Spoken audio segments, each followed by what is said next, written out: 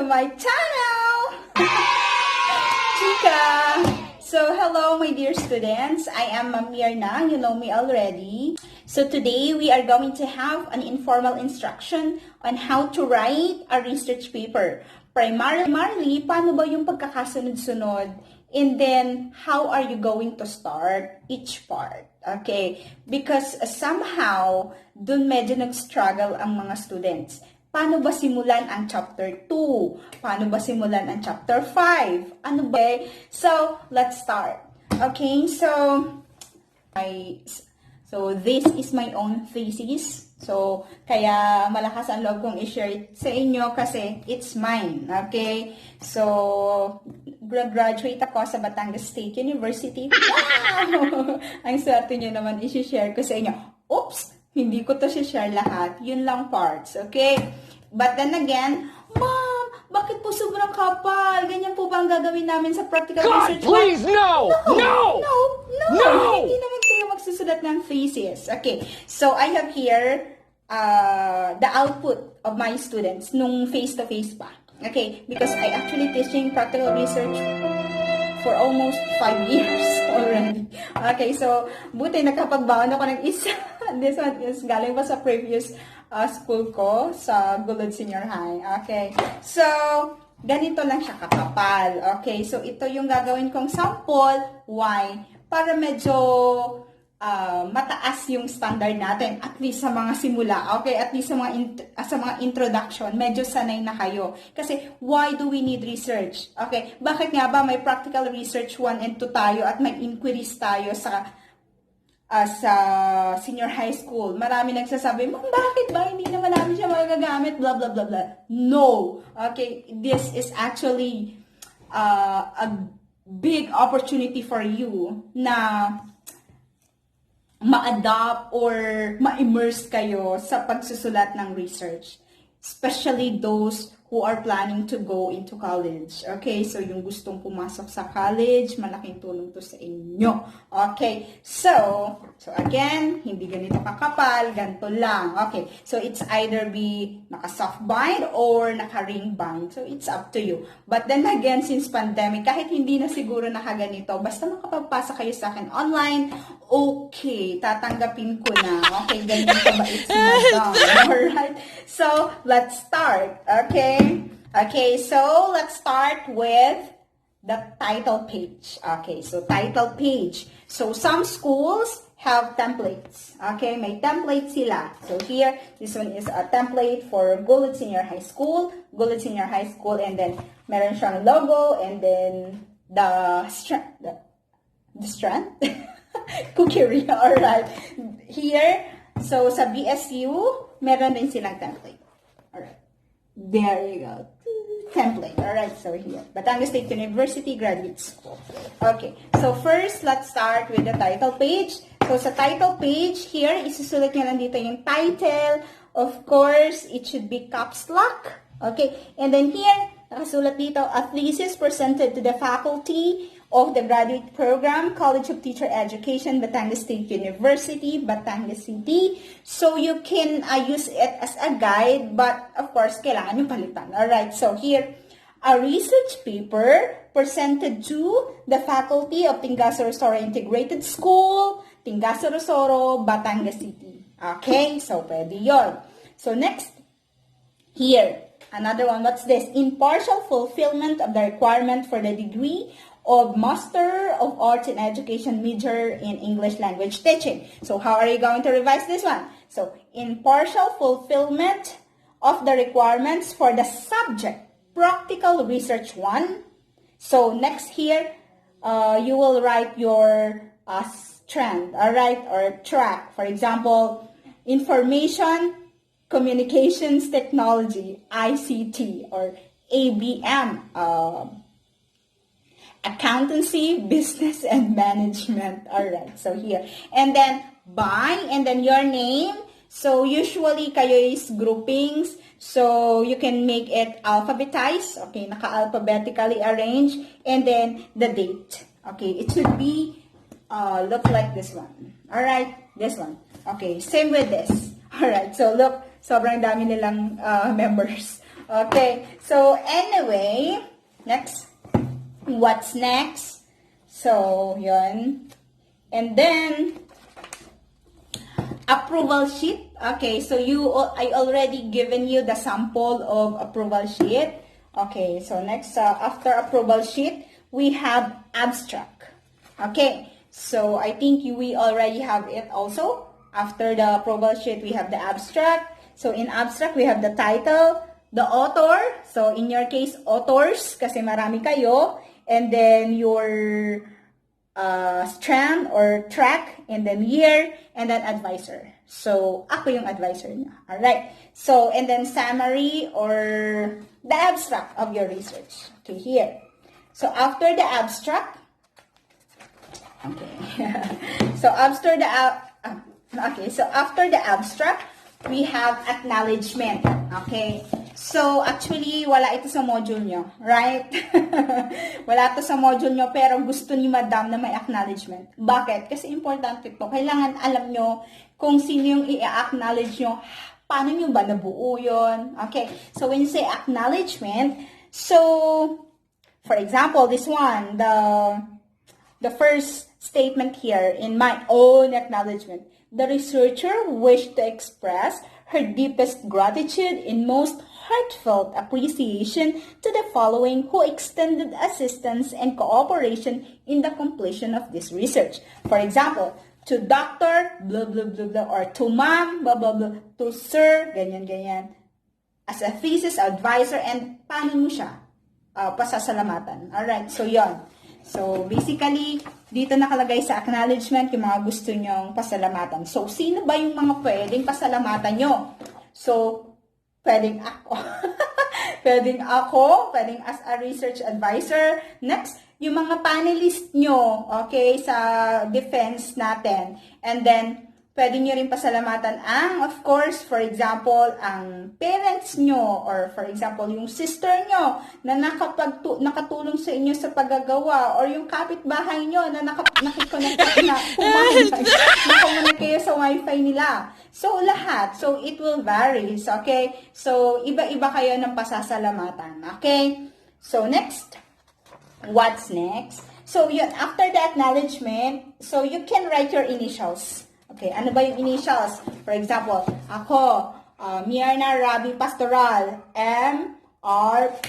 Okay, or you can write your name. Alright, so Myrna Dries Rabi. Okay, so this is my maiden name. Alright, so next. After the acknowledgement, we have dedication. Okay, so ano yung sinusulat sa dedication? Wala rin to sa module. Wala din sa module. Okay. Ano ba yung dedication? With the word itself. Kanino mo dinededicate yung research paper mo na lagi mo nang pinroblem. Okay. Valentine's, hindi ka nakipag-date. Why?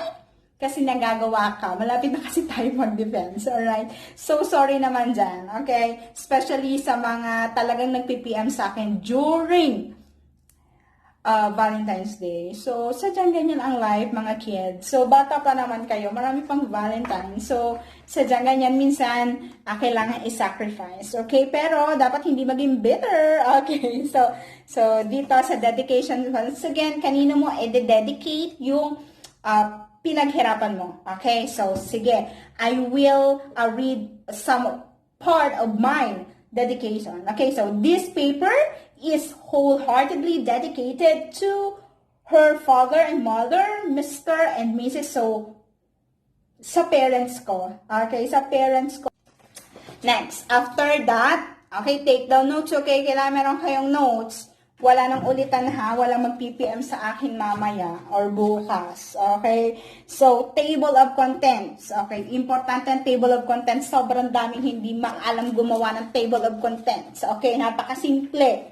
Okay, so here, isusulat niyo lang yung pagkakasunod-sunod. Para for example, ipinasa niyo sa akin, hinanap ko for example si introduction, si statement of the problem.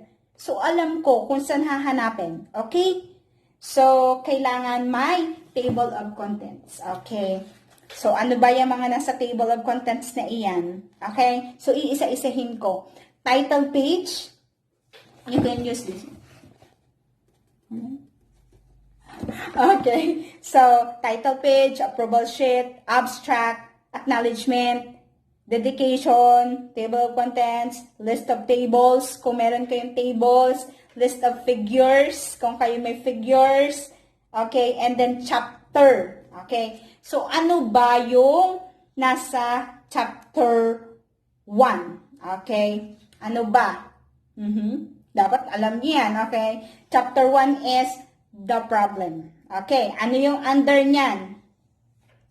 First, we have introduction, okay, statement of the problem, scope, the limitation and limitations of the study, and the significance of the study.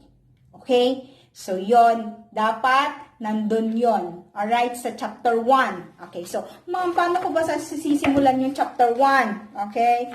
So, oh, wait. Alright, so here. Okay.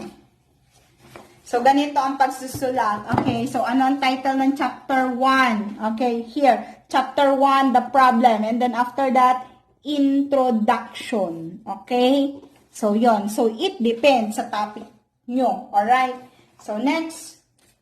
So, now, let's move on to chapter 2. So, ma'am, ano po ba ang nasa chapter 2? So, chapter 2, nandun ang title first. Anong title ng chapter 2? Review of literature. Yung iba nakalagay is review of related literature. It's fine. Review of literature or review of related literature, somewhat fine. Okay?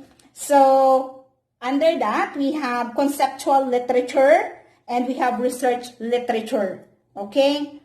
So, next, we have also synthesis, theoretical framework, okay, conceptual framework, conceptual paradigm, alright, hypothesis kung meron kayo, and definition of terms. So, yan, okay? So, paano ba sinisimulaan ang chapter 2? Okay? So, here, look, chapter 2, review of related literature. Ganon yung pagsusulat ng title. And then, okay, I will read, okay? This chapter contains the conceptual and research literature in the area of kung ano yung pinag-aaralan nyo. Okay? It also presents theoretical and conceptual framework of this study, synthesis, and definition of terms. So, yun yung introduction nyo. Okay? So, again, hindi basta-basta sulat ng sulat. Okay? Kailangan meron kayong introduction each part so that the reader will know what is inside, okay? Kung ano ba yung nilalaman nun, okay? Next, let's move on to chapter 3.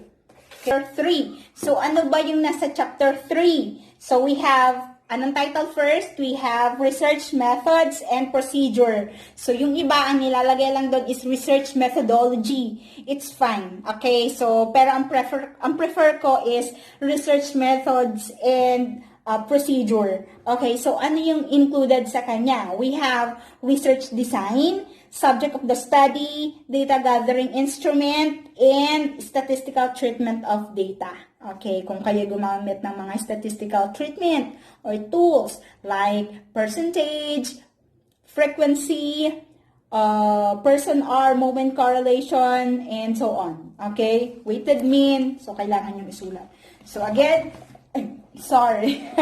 Okay, so now I will read how are you going to start or the introduction. So here, this chapter deals with the methods and procedures that are utilized in the study. This briefly discusses the research design, subjects of the study, data gathering instruments, and statistical treatment of data. So it's very easy. Okay, so here, research design. So, of course, when you say practical research 1, still we are going to use qualitative research. Okay? And if it is practical research 2, we can use quantitative research. Okay?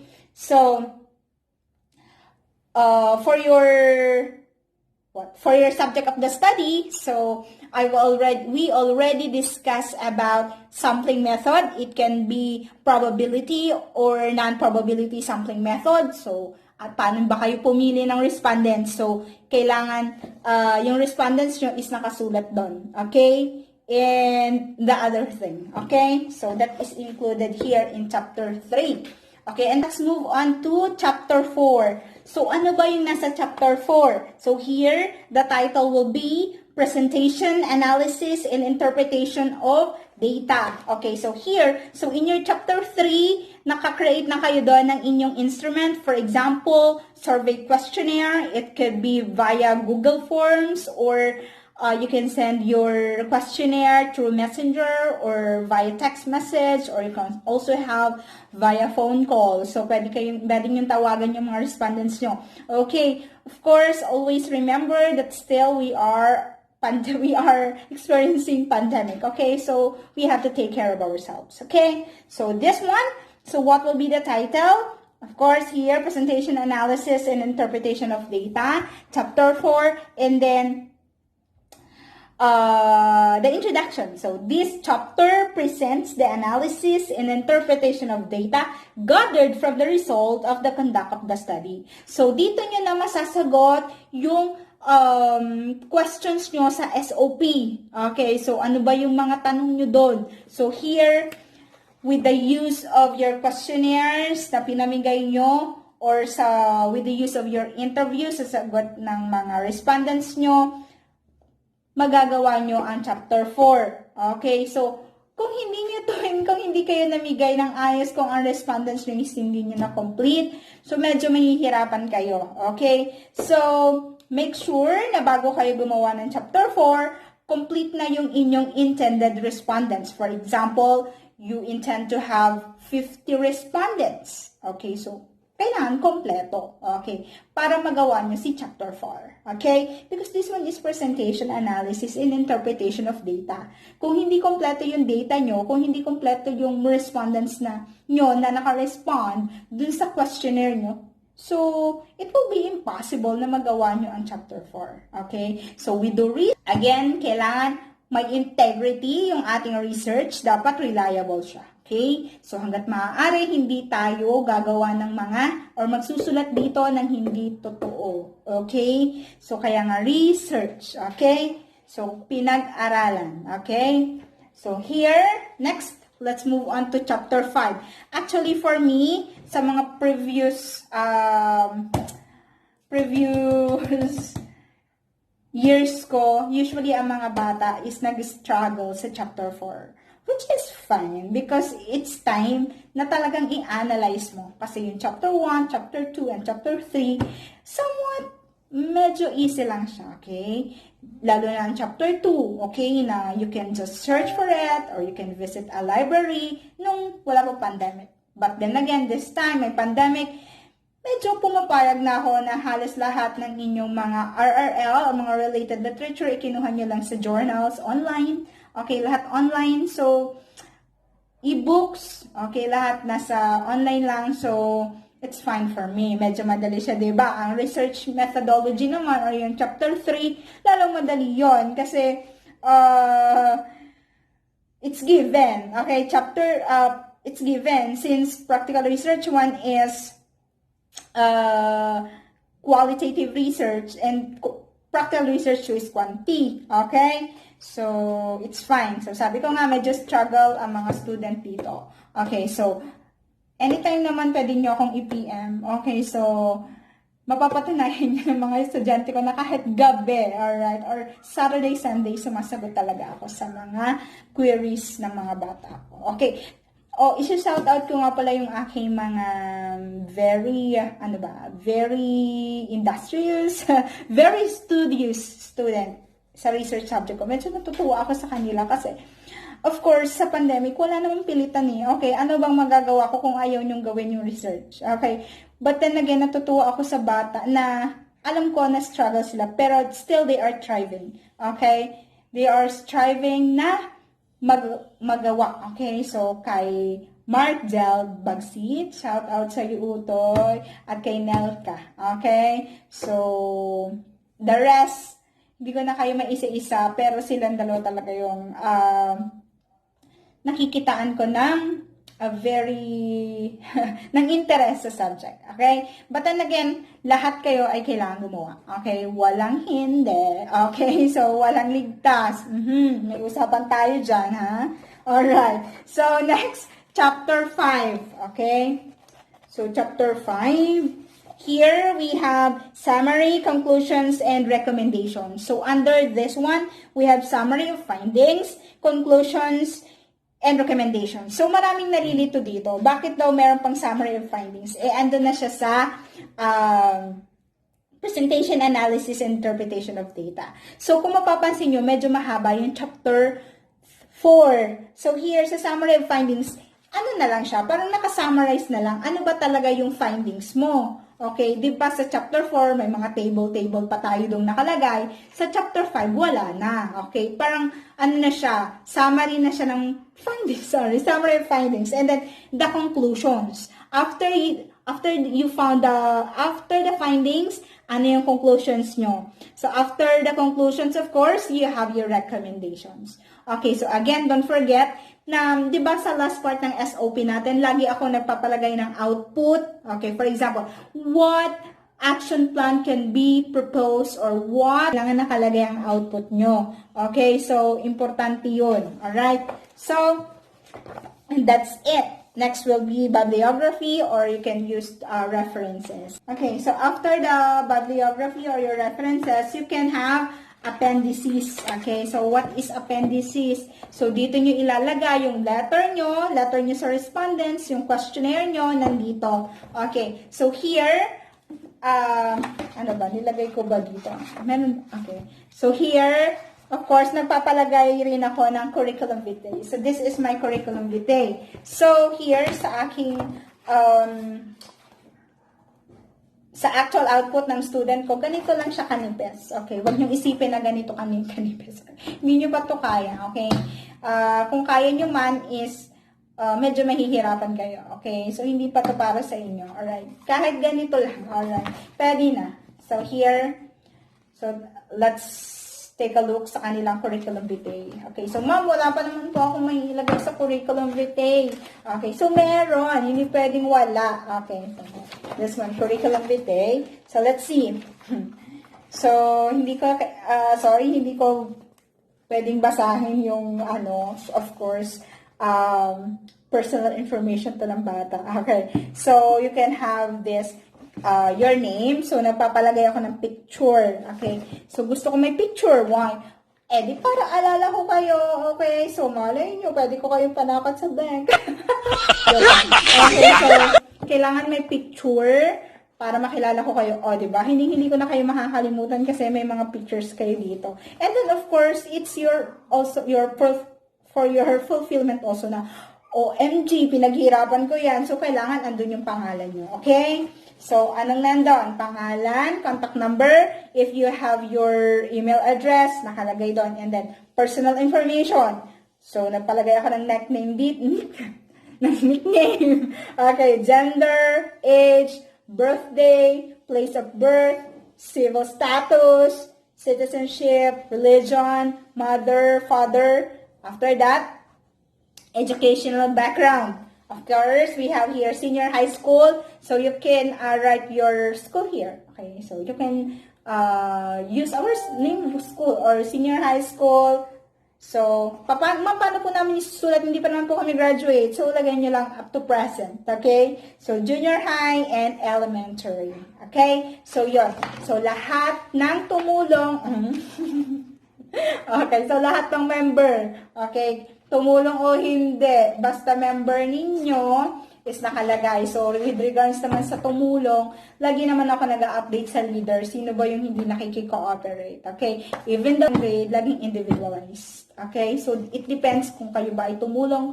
Ano bang part dito ang tumulong kayo or kayo is wala lang. Okay? Mangyapat, medyo masipag si leader. Okay? So, once again, be cooperative with your group mates. Okay?